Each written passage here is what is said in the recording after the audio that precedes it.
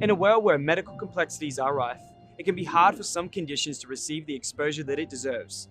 Angelman syndrome is one of those conditions which we as a society have let slip through the cracks.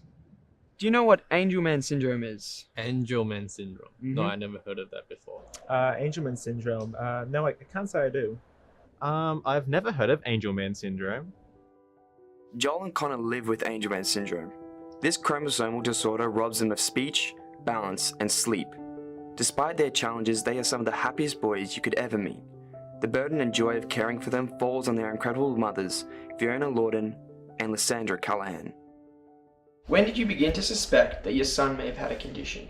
Approximately 5 months, we noticed he wasn't meeting his developmental milestones, and by a year we started looking into having some testing. He was just diagnosed with global developmental delays, and then our paediatrician sent us for some blood tests and sent us to a neurologist, and the neurologist spent 15 minutes with him and said, I think he's got Angelman syndrome. How does Angelman syndrome affect Connor? So Connor's affected by Angelman syndrome in several ways.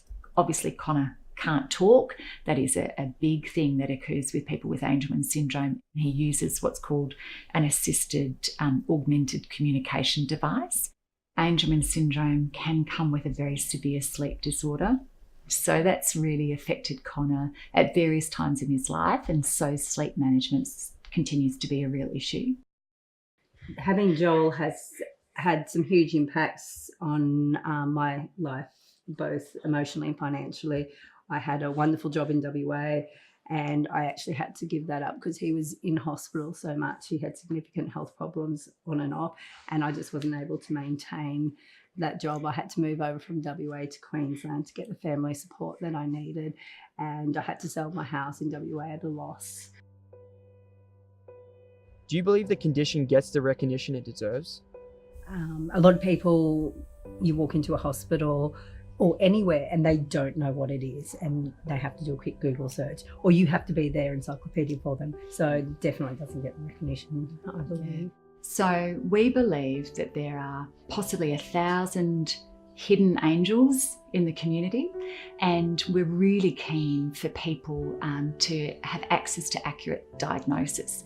A lot of people probably 12, 15, 20, 30 years ago were diagnosed with cerebral palsy, severe autism, sometimes ADHD. So if you haven't been diagnosed with Angelman syndrome, you've been misdiagnosed or undiagnosed. So it's incredibly important that people in the broader community understand what Angelman syndrome is.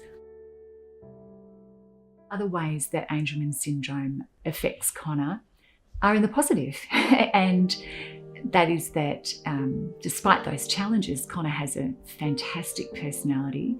He's incredibly loving and loyal. I think my favourite memory was the day he walked. So just before his 5th birthday, there was just this one day where his brother and sister were sitting on the bed, and he just decided in his head that he wanted to go to the bed, and he just got himself pulled up and just walked across the room to them. And I think the priceless thing was the look on my husband's face when he had gone to work that morning and Connor couldn't walk. And that evening when he came home, he opened up the door and Connor just walked out to meet him at the car. So that will stay with me forever. That's a cherished, cherished memory. I think one of my favourite memories is the first time I found Joel standing in the toilet. He loves water. That's one of the things with Angelman syndrome. They have an attraction to water, and he was so pleased and happy with himself splashing around in the toilet bowl. And whenever I think of a happy memory, that's pretty much how happy he was.